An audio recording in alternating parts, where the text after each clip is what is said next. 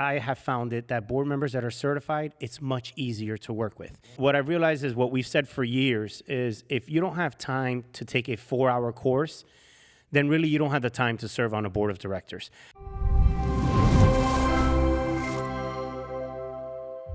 All right, so most people join the HOA Board Association thinking this will be easy peasy. I'll just have to keep the grass green and the pool clean and I'll be fine. And then reality hits. So today we have two amazing people who are going to help us navigate all of this compliance and risk conversation. So for that we have Rafael from Affinity. He's the co-founder of a property management called Affinity Management. And we also have Eric Glazer, who is a board-certified attorney by the Florida Bar in condominium and planned development law. Did I say that right? That's correct. You got it. Perfect. Awesome. Phew, that was a mouthful, you guys. So why don't you tell me a little bit about property management, Affinity, and then you make me an introduction. Sure. So for ourselves, my name is Rafael Aquino, co-founder and CEO of Affinity Management Services. We're a community association management company. Really what we do at Affinity is helping our community association boards execute their vision. We do it through our proven process, align, execute, deliver. So really focused on helping board members and residents get to the vision that they have for the community. Beautiful. All right. Hi, Attorney Eric Glazer. As you indicated, board certified by the Florida Bar in planned development and condominium law. I've been practicing for the last 32 years with the law firm of Glazer and Sachs. I also have a YouTube show that I've been doing for the last 16 years called Condo, Craze, and HOAs, if anybody wants to tune in. I'm certified by the Florida Supreme Court as a circuit court mediator and handle all kinds of condominium and HOA issues that pop up every day, including, by the way, certifying, and we'll get into this, certifying about 27,000 board members across the state to serve on condominium and HOA boards. Beautiful. And I'm just a simpler homeowner board certificate that I have collected so many questions from homeowners and HOA board members. And are you guys ready? We're ready. I'm excited. We're ready. Okay. We are ready. So let me ask, Rafa, you have worked with so many associations. What is the most common mistakes HOA board members make that puts them at risk, that they gets them in trouble all the time? Sure. So that's a great question. I think what you find happening a lot is they don't truly understand the responsibility that they have to their residents and to the association in general. You know, in legal terms, we talk about it as fiduciary, their responsibility of what they need to do. And many times they come in not knowing any better, but they come in just with whatever agenda or whatever issue that they feel they want addressed. And really managing an association is much more than just that one or two challenge that they feel they need to fix. There's so much that goes into it. I won't dive too deep into it, but that's why it's so important. And I'm happy to have Eric today on the show, is because we'll talk a little bit about the importance of the education for board members and what their role as well as their responsibilities within the community are. Additionally, sometimes they miss the part of how they need to work in partnership with everyone that services that community, whether it be the attorney, whether it be the management company, whether it be the pool operator. You know, it's a true partnership. It's not you need to do this and that's what you need to do because I'm the boss. If you want to really execute that vision that you have as a board member, it's imperative that you're working in partnership with all those that serve your community. And I'm sure Eric has some really nice, juicy stories of people who's gotten in trouble. Well, ask Rafael, you know, what should board members do? How do they get in trouble? And I think what Rafael was saying and alluding to, excuse me, is the fact that sometimes they think they know something when they don't, okay, and they have to ask questions. So why is that important this year? Because this year something happened that I worked my whole career to get established. And what is it? It's mandatory education for board members. Now it's something that board members must do. If you don't get educated, go take an educational class. Within 90 days of getting on the board, you are automatically off the board. And not only that, not only do you have to take that first 4-hour educational class, the legislature passed a law that said, guess what? Every year going forward, you have to take continuing education, like community association managers, like attorneys. The bottom line is because there's a lot to know. There's really a lot to know. So you're the one that we have to thank for that. Yes, I'll be leaving now. Because, I mean, I can hear a lot of people go like, this is a non-paid job. Like, you know, I'm giving my time away, and why do I have to now go to school for this? This is going to take more time. So obviously there's reasons, but for the ones of us that have some trouble processing that. Well, you know what? I'm sorry. No. I'll say this, and I bet you Raphael feels the same way. People that really, truly care about their community, they are very happy that these educational opportunities are there for them. That's right. I would add to that as well. I mean, Eric and I, we have a weekly blog that we do together, and one of the things that we've been seeing for years, Eric's been a big proponent of getting board members certified, and I've been right behind him with that support. What I've realized is what we've said for years is if you don't have time to take a 4-hour course, then really you don't have the time to serve on a board of directors. And that's just the truth. You know, there's so much that goes into it. There's so many complexities, and with the right partnership, it doesn't feel like it's so complex, but it's important for at least for you to understand from a 30,000-foot perspective that there is things that you are responsible for, and you need to work in unison with those that serve the community. Additionally, if that was the issue, which I could see it being an issue because I know that was brought up to Eric many times, well, we don't want to take the course, we don't want to do this. Eric puts on phenomenal courses, and people are still showing up. He just did a one, I think, in Broward or in Palm Beach, where I think you had how many, Eric? Like 300 or 400 people. 400, yeah. So it goes to speak of the importance of education. And believe it or not, what I'm finding is that board members are actually attending more than one course. They're attending just to go understand, you know what, I want to get a better understanding of that.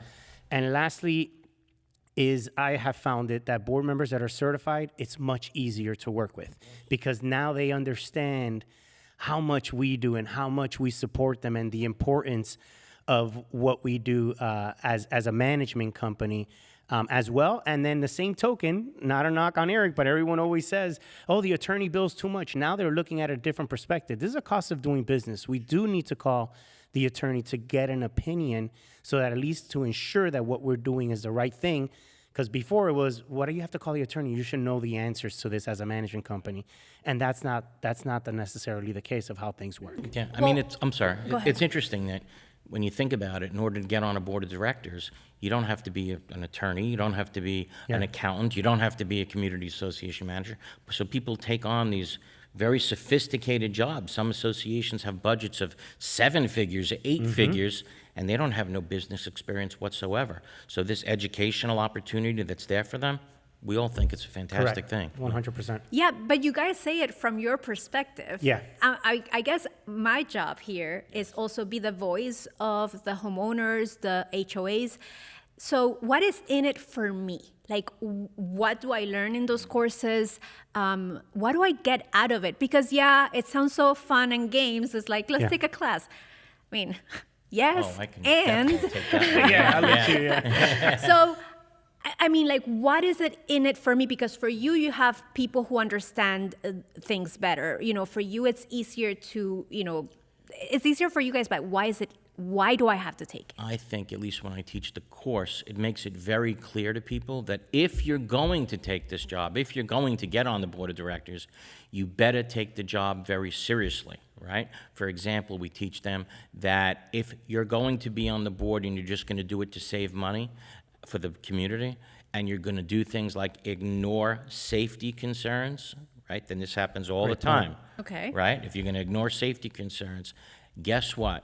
If someone slips and falls on the community, on the community floor, let's say, or common element floor, right? And you've ignored that time and time again. Well, you learn in this course that if the association gets sued, you're going to get sued in your individual capacity, and the money that you have in your personal bank account, that's going to potentially be taken from you. I think that's pretty important to learn, right? Yeah. No, definitely. Yeah. Yeah. But what other things are there in those classes? Like, I'm assuming there's like a syllabus or something. Yep. What can people expect when they take these courses? Yes, I'll let Eric touch up on that because Eric has a full program. Sure. So why don't you touch a little bit There's on all that? kinds of things that they're required to do by law. They learn about how to do the year-end financial reports, and if they don't do year-end certain, so that everybody knows in the community that money isn't getting stolen, for example. An accountant has to do these year-end reports. Pretty important. If they don't do it, then they can get in huge trouble from the Department of Business and Professional Regulation.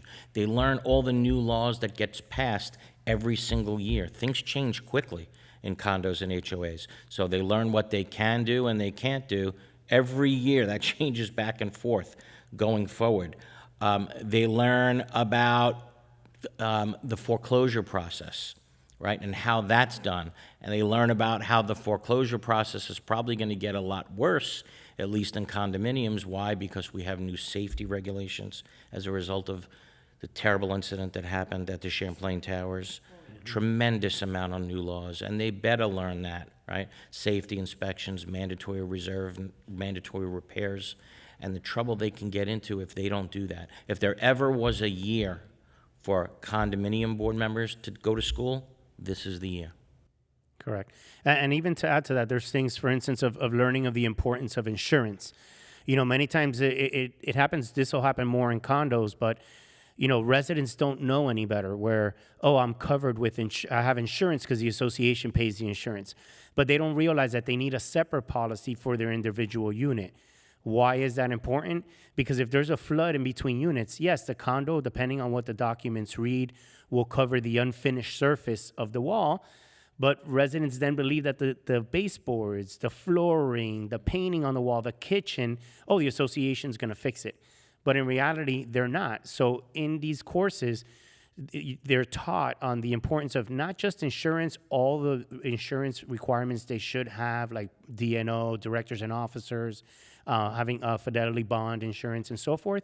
But it also gives a glimpse into, don't stop there. You should be communicating to your residents, especially in the condos, that they should have these additional insurance. So it's kind of, think of it as peeling back a little bit of what happens behind the curtain of managing a community association and its importance. And then also through those courses, we're able to talk of some of the challenges of dealing with residents and how you need to deal with it. I think the safety is what's most important, for at least for us, because as Eric mentioned, if you have someone that has mentioned twice at a board meeting the sidewalk's broken, and that's on the minutes, and all of a sudden a person trips and falls, you're finding yourself in a very difficult situation. And now you have a prolonged lawsuit that's taking you away because you're having to provide records, provide information from the vision that you and your board originally had for getting on the board. So it can seem like daunting, why would I have to do this? But once they're in there and they're getting a glimpse of what it's all about, I think that's where they really gain the value and how to become, at the end of the day, a better leader for their community. Sure. And this year, both of us are dealing with a very important, very new topic that a lot of members are not too happy with, and it's mandatory reserves now for buildings, condominium buildings that are 3 stories or more. Trying to explain that to the residents is painful. Right. And, you know, I say this all the time, that we're always going to get back to the Champlain Towers and what happened, that terrible incident where 98 unfortunate victims died. We can always debate all day long about why that building fell. Was it because the pool deck failed? Was it because the building next door was built too close? We can debate that all day long. But I think both of us, we were talking before we went on, I think both of us agree that building fell because there was no monetary reserves that building had. In 2018, it was $5 million to fix the building. If they would have had that money in the bank, the building would have been fixed. 98 people would be alive today. So as a result of that, we now have new laws that require buildings to have mandatory reserves in effect for items that affect the structure of the building. And that is the most important thing, I think, that they could learn, how important reserve accounts are. And I think we learned that it could keep people alive. Correct, and I do want to add to that because Eric's right, and if you look at the facts of that particular case, It was 5 million then in 18. I don't recall the exact date, but I think about 3 years later, right before it occurred, it ballooned up to somewhere north of $20 million. What? So again, it's that realization of the role that they have within the association. And as much as some of the listeners may say, well, that's the management company's responsibility. Yes, we have a responsibility in getting proposals, ensuring that we're supporting the board of directors. But ultimately, we don't have the decision to say, we must do this now, let's do it. That's their decision. We can only provide them the facts and the information. So with the SIRS, if they have that now, or we're starting to see, because it's the associations that are starting to fund those reserves, the decision is going to be easy to do the repairs that are necessary. Yeah, because the funds are there. No longer are you going to have that argument of, well, let's fix the lobby instead of fixing the roof. Well, no, because the roof reserves are stuck in the roof reserves. So we can't now be playing games with these monies. So I think overall it still is a big pill to swallow for certain associations, because not all didn't have reserves. A majority, I would say, didn't. But now as they're starting to fund them, which most of them hopefully passed it last year, if not, they took whatever the necessary vote was required, it's going to make it much easier to do the repairs that are necessary. And if you fall short on the reserves, because it could happen, like inflation, tariffs, everything that's going on, then it's a small special assessment compared to, I need to pass a special assessment for $30 million to do this restoration. So in that note, one of our homeowners associations was asking, well, the law provides immunity unless the board acts in bad faith. What do you guys have to say about that? Because it's such a gray space, in my opinion. So the law basically encourages people to serve on the board of directors, right? We want people to serve on the board of directors. Don't worry about getting sued. To relax. As long as you act in good faith, meaning you don't intend to cause harm to somebody, then don't worry about getting sued, because you can't get sued. You're immune from any judgment against you, right? As long as you act in good faith. What's bad faith? Bad faith, an example would be if you steal money from the association. Obviously, you're going to get sued. You're going to have to give that money back from your personal funds. Insurance is not going to cover you. If you get a kickback for awarding a contract to a vendor, right? Or if you act, the scary one is if you act with disregards to safety of the unit owners. And that's the one that board members really got to be careful about. Like we were saying, if they see a broken tile on the floor and they see somebody slip at tonight's meeting, and they, oh, don't worry, we'll fix it, and they don't fix it at tonight's meeting, they don't fix it at next month's meeting, they don't fix it at the meeting after that, and then 4 months from now they see somebody slip and fall, and that person breaks a hip. Well, guess what, board members? You can get sued in your individual capacity because you didn't care about the health, welfare, or safety about that person because you didn't fix that broken tile. So you got to be really careful when it comes to safety. You stop and you fix everything, period. Yeah, and to add to that, this is where we always get pushback, right, from a management perspective.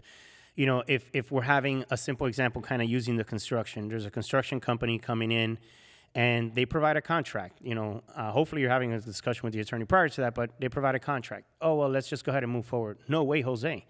Let's speak to the attorney. Let's have them review the agreement. Let's put in certain terms, because it's always going to benefit the other party, and it's not knocking on the vendor. That's how business is. It's always going to lean on your side first. But we need to make sure we're putting certain conditions in there. Are they providing reports? Are they providing whatever's necessary? What's the vote that's maybe needed to make changes within the HOA or within the documents if they're going to make a change, an alteration, to the association? So, you know, many times they fall short of, well, I don't want to contact them. There's going to be a cost to it. That's a very fractional cost in comparison to not making the right decision and finding yourself, well, now I want to get out of this contract. How do I get out of it? And I know, Eric, you get those calls all the time. Exactly. So you make a great point. Oftentimes I'll get a call in the office. Hey, Eric, we signed this construction contract. Can I get out of it? No. You signed it already. What do you want me to tell you? You should have asked. And sometimes, like you're saying, you have a $10 million construction contract signed. They didn't ask the attorney to look at it. There's no start date. There's no completion date. There's no penalties for the contractor not completing it on time. There's nothing in there about what they're actually going to do. What's the scope of work? And on and on and on. Yeah. There are a million things that the contract leaves out. But Raphael's right. Sometimes it's penny wise and pound foolish. Yeah, that's sad.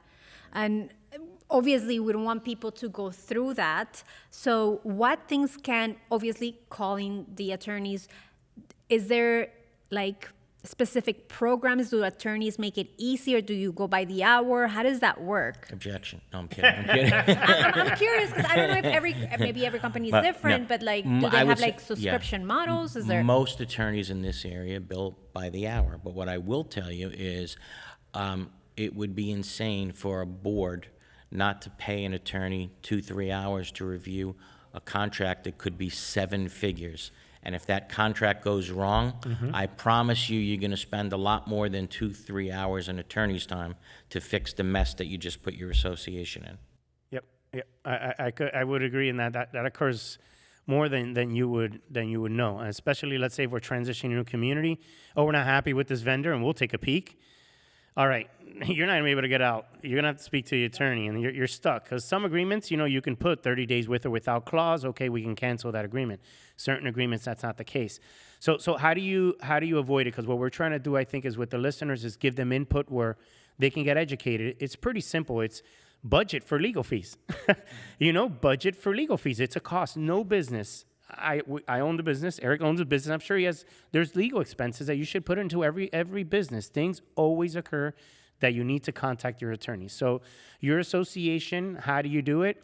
Look back at the past 1.5, 2 years. What have been my legal fees? What have they been about? Okay, they've been about things that we've needed to reach out to the attorney. All right, this year we're going to be going through construction. This year we're going to be doing XYZ. Let's put that number up. You may not get it exact because you don't know. Some contracts, simple. Eric redlines.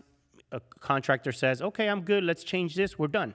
Some contracts, we need to go back and forth because we're hard on a position.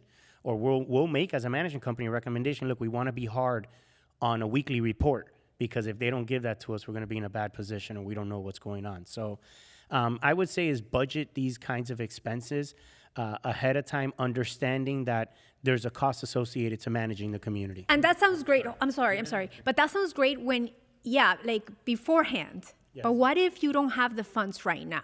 Like, I'm sure a lot of homeowners are probably like, yeah, that sounds really cool, like after the fact, but right now we're in a pickle and let's say we need to do repairs and it's $5 million and we don't have the funds. What happens then? Like, so that you're not in legal, like, like if there's no money, how do you do it? So that occurs all the time because these are nonprofit associations and many associations get put into a pickle, so there's the way we like to look at things, there's always a solution to a problem. Okay, they may not like the solution, That's another, that's a whole chapter, other story, but in reality, if that's the vision of the community, we want to fix this, we want to get this done, then if you're working with a good partner, then they can give you the options. You have the options of if you don't have reserves, let's assume that you do, but you're short. Okay, you have the option of a special assessment. You have the option of a loan. You have the option of amending the budget. As a board, you can amend the budget in the middle of the year. Hey, there's going to need to be a budget change. This is why it's happening. So I would recommend the board members or even residents that are considering being on the board is there's always a solution to a problem. So it goes back to that partnership where, okay, what could we do? And then we're going to bring in partners because maybe for the amendment, we still need to understand, is there a vote required or not? So, hey, we're going to bring in the attorney partner. Look, can you check the documents is what we're considering to do. What is that, an hour of work? Okay, they'll take care of that. All right, we're moving in the right direction. This is what needs to be done. Do we need to have special notices? Because for some documents, you have to have a certain notice. You got to work with your attorney with that. So simple is there's always a solution to the problem as long as you're working with the right providers. Yeah, but the bottom line is, never is it an excuse to say we don't have the money. Great point. Ever. You can never say we don't have the money. You're an association, get the money in the ways Raphael was saying.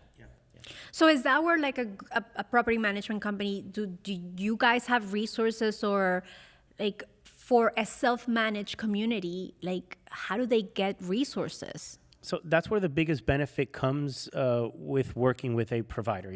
There's a lot of self-managed communities that have done a fantastic job because they have a ton of professionals that have worked in similar fields. But in the same token, there's many self-managed properties of individuals that they just don't know. They're retired and they don't want to deal with this. So we already know who are the board certified attorneys. We'll reach out have to the contacts. Erics of the world. Yes, we know which banks work with associations, because if you just go to a local community bank that doesn't understand association, the world of community association, you'll get denied. And it's not because your credit per se, because it really isn't, that doesn't exist, but it's they don't understand the product that they need to sell to you. Because again, we're going to work with industry experts that know our space, and that's where the management company comes as a big support, because we already know what direction we need to pull. And if we don't, we have vendors that we rely on. I'll call Eric. Hey, Eric, this is what I'm dealing with. Have you ever dealt with it with another association? And he's going to listen, call this person. And that's where you're going to get that benefit. I think he's selling himself short. I think it's impossible for a community, and especially like communities with 80, 900, 200 units to tell me we're self-managed. Yeah, no. Are you kidding me? Yeah. No. You're going to fail at some point, most of the time. If you're not with a management company, when you have that many units, I can't possibly see how you do it. There's simply too much to know. Just the bookkeeping alone, the record keeping, the ledgers, I mean, there's just no way to do it. Yeah, you're completely right. And what we have seen both on the HOA front and on the condo front is we are seeing a lot more self-managed properties contacting us. That's one, because they're realizing the potential implications, not having someone there that at least understands what's going on and can provide that support and guidance. So that is a good point. Get sued one time because you don't have a manager. You'll regret not having a manager in the first place. Yeah, well, that's a scary thought. Yeah. So let me ask, Rafa, then, do you guys at Affinity have any resource for someone who's in this position, someone who's maybe they don't know how to handle like this risk situation, compliances? Do you guys have any resource for any of the people on the other side? Sure, yeah, most definitely. I mean, we actually built together a simple playbook for the self-managed communities so that they can understand the different components that they're responsible for. And it gives them a high level, a 30,000-foot perspective of what's important and what you need to know. It doesn't dive into the day-to-day, because then that would probably be 1,000+ pages. But we definitely have a resource that we could provide to them. And it's really going to show them the importance, as Eric mentioned, the importance of really having a partner, having a management partner, because there's just so much that goes into it. And ultimately, if you're retired, is that where you want to spend your time? Yeah, Did you work so hard in your life to then say, I'm going to put in 40 hours into an association? Because when we meet with self-managed properties, that's one of the first questions we ask boards. How many hours are you putting into this? And when they tell me 40 hours, a simple question is, look, just one human to the next. Was this what you plan to do during your retirement? Something, yeah, anything, right? Anything but this. Yeah, correct. Like, go spend time with your grandkids. Go exactly. Walk your dog. That's what, So for those people who want that resource, let's make it available for them, sure. Rafa. So whoever is there, there's going to be a QR code in frame so that you guys can go access that resource, because I think it's important. And for someone that is in legal trouble, Eric, do you have any resources? Yeah, like, if of we're course. giving things away, let's just get at it. I think the best thing we can give away is just to have everybody attend the course. I think so. Attend the course, attend the board member certification course, even if you're not on the board. Correct. If you want to learn everything that can go on in your community, and really, we had this, people who are not board members learn how hard their board members have it. Yep. 100%. Oh my God. Every time I go to those meetings, there's people, like, they don't know that. They think that they're getting paid. Yep. And it's like, we're not No. getting paid. right. Yeah. So why do you do it? It's like, because we care. Yes, Yeah. there's a lot of people that care about their communities. Correct. There is. And I think it's equally important, Eric, that you tell our listeners where they could get your course or your show, the website, because Eric, for what it's worth, Eric has been doing a show for over 15 years now. I think just about we've been a sponsor for the show for years. Yes, and it's been really thank because you. he's been an influence not only to me but to the industry as a whole. So I think it's important for them to know. Sure, just go to condocrazeandhoas.com. Again, condocrazeandhoas.com. Thank you. Excellent. No, pleasure, Eric. Nice plug. No, and ultimately, we don't get on the board to have legal problems. I wonder if you guys have any like, chisme? Any, we're in South Florida, so it's okay, we can Spanish our way through this. Yeah, like anything of like maybe a story that people can relate to of like something stupid, like they didn't oversee and it got people in legal problem, like in this industry. I got a good one. Remember I was saying about how board members can get sued in their personal capacity? So I was involved in a situation one time where these emotional support animals and service animals, that's been the hot topic for the last 10 years 10 now, years right? probably. So long story short, someone shows up at a no-pet condominium in a wheelchair and with a support animal, and the condo says, nope, we don't want you to move in with it. And they get advice from an attorney that says, all right, let's let her in, but let's sue her right away. That's the advice that they got, believe it or not. And they did that. And let's just say it got the federal court judge angry. So you remember I said that if a court finds that if someone acted with the intent to harm somebody, right, for their safety, for their well-being, no insurance, no nothing, and that's exactly what happened to them because they wouldn't let someone in with a support animal. And let's just say, I got called in after all that mess happened. Wow. And let's just say the people in the community had to pay a lot of money. Yeah. Yeah. Yeah. Yeah, a lot of money. Yeah, I mean, the stuff you hear, it's Dun, dun, table dun. talk, bar talk for forever. I mean, I have one story that I don't forget just because I saw what the association went through, and we had advised them to not do what they did. And it was just they didn't want to accept someone into an association for whatever the reason. I won't go into the reason. But they felt they had Rafael, reason. you were not saying any names. You have to tell us. It's like, I have to tell you something, but I won't tell you. It's like, you can't do that. They didn't like the fact that the individual had a certain vehicle. All right, like it's this dumb. And they didn't have because this association does an interview process, and we tell them the interview process is really a welcoming process. This is what works. This is what doesn't work for us. You're not there to judge and what car do they drive, what this. And they denied them. And at that time, this was a while ago, you didn't have to put why you were denying someone. And this became a discrimination case. We put it on email, thank goodness, because we would have been brought into it. Listen, our advice is not to deny this person. You don't have any right. And number two, you don't have the attorney telling you that you have the right to deny it. Well, that went on for about a year and a half. And unfortunately, we get drawn in because records requests, this request. How many people have you denied? How many people have you approved? Did you go through this exact same process with everyone?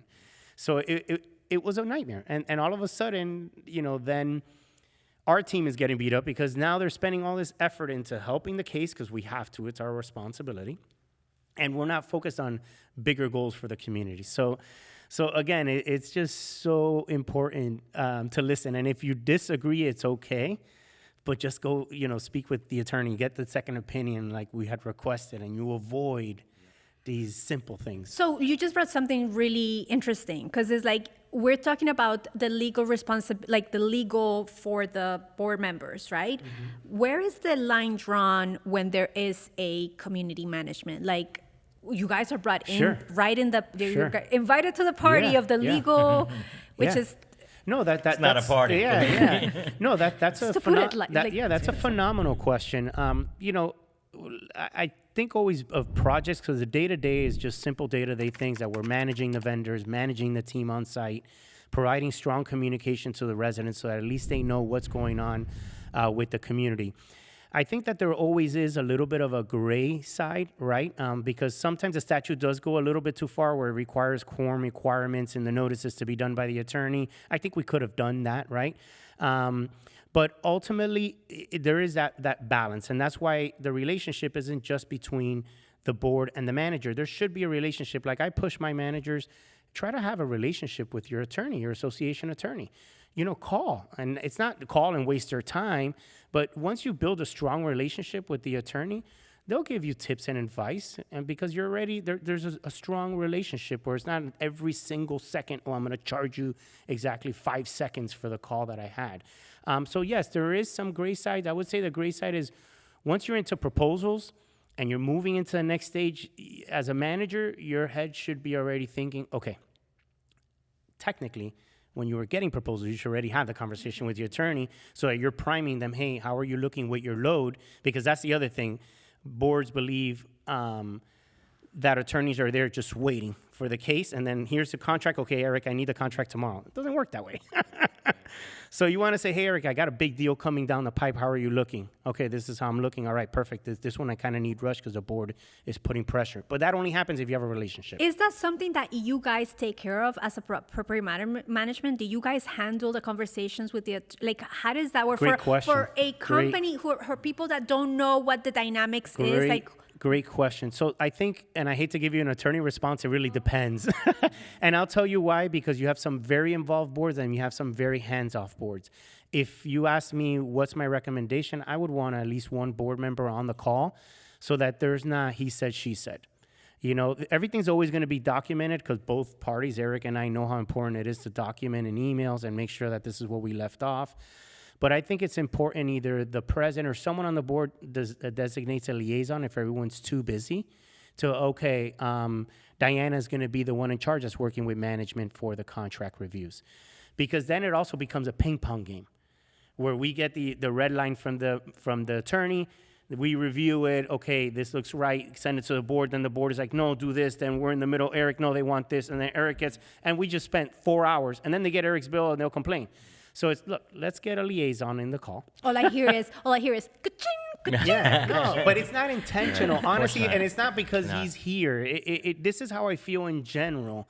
It's important. You have a liaison, and what you're doing as a liaison is just listening. Look, we agree with this. We don't agree with this. We're taking the notes. That's really our responsibility. We're there to support them. Take the notes. Okay, this is what the board wants. This is what they're looking for. And then we're checking in. Hey, are we on time with this? So that's my take. I don't know, Eric. No, you see it a little bit differently. Sometimes management companies are in a very difficult spot. Yeah. Because you absolutely know when the situation calls for letting the attorney know what's going on here. But when Raphael will say, hey, we got to bring the attorney in, you'll get fight back sometimes. Yeah. No, what do you mean bring the attorney in? Yep. No, you have to. You have to. So, sometimes, though, it becomes a fight, You're I guess, like in between the middle, you and the client. it's like you get punched from every place. That's the tough part of our industry. Honestly, one of the reasons why I'm passionate about doing what we do here with the education and the videos, because I think it's important to understand what we do. If we're not taking the time, I wish more of my competitors did this, believe it or not. And the reason being is because it's important for people to know what we do.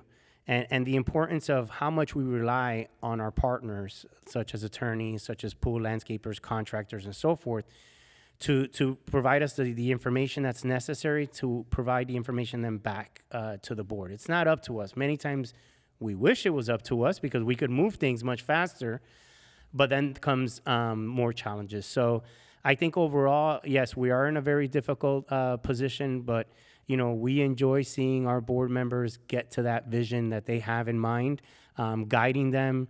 And more than anything at Affinity, what we enjoy most is really seeing our team members grow, and that's why we do what we do. So, okay, so for takeaways, like, how can people avoid getting in trouble legally? I know we went through this whole thing, but if you could give us like completely stay off the board. No, I'm kidding. That's it. I'm good. No, kidding. And I think both of us agree. It's education plays a major 100%. role. I think we're always going to get back to that. Yeah. Education plays a major role. Definitely take the course for sure. So number one. Number two, get a partner by your side, a company that can help you navigate all the complexities. Have an attorney on dial speed. And just... I would want to add one that's super important, and I know people may say I'm just too optimistic, and it's who I am, but it's who I am, and it's what we guide our team members with is having an open mind, right? In the sense of we're not the enemy, the management company or the attorney. We're not the enemy. We're really working for the board of directors. So just being open minded. You wouldn't treat the way sometimes our team members get treated. You wouldn't treat your kids that way, and I'm not saying to treat us like kids. So maybe that was a bad analogy. What I'm trying to say is just being very positive of, okay, this is what's going on. Let me get your take. We can disagree to disagree. That's business. That's part of the process. So, but let's have an open communication. We can lay all the cards on the table. Look, this is what we like to see. This is what's working. This is not what's working, and just have it in a positive fashion rather this negative fashion as do this for me, and if you don't do it, I'm gonna get you fired. That's not the way you're gonna get. I'll even take that one step Yeah, further, sure, and you're gonna sure. laugh probably when you hear that. Who do we hear that most from? Oh, my People that goodness. say, I've been on the board 20, 25 years, don't tell me what to do. Yeah. That's the first person I want to take the education class. Yeah. Because they probably know the least. When someone talks to you like that, they probably know the least. They know nothing. They're the first ones that I want to go to school and have board certified. Yeah. People that think they know everything. There's a saying I don't know if in Spanish is my mom, yo sé. It's like, si tú sabes tanto que sabes a feo. You're like, you know so much that you stink kind of thing. Yeah. Right. So thank you for giving us your time, for letting us know how to not get in trouble legally, to stay compliant. And there's so many different aspects of compliance that we didn't even scratch the surface. Yep. You talked, We can go for days. For days, Yeah, for days. really. Yeah. discrimination, pets, like there's safety. So we could probably do a couple more of these. Yeah, 100%. We can. So thank you so much. Thank you so much, Eric. Thank you for having No me. problem. Thank you, Eric, for being on. Thank you Always very a much. pleasure. Thank you. Always a pleasure. And for those of you who would like to know more about Affinity, please visit managebyaffinity.com. And for those people that want to learn more about you, Eric, where do they go? GlazerSax.com. Thank you, and see you on the next one.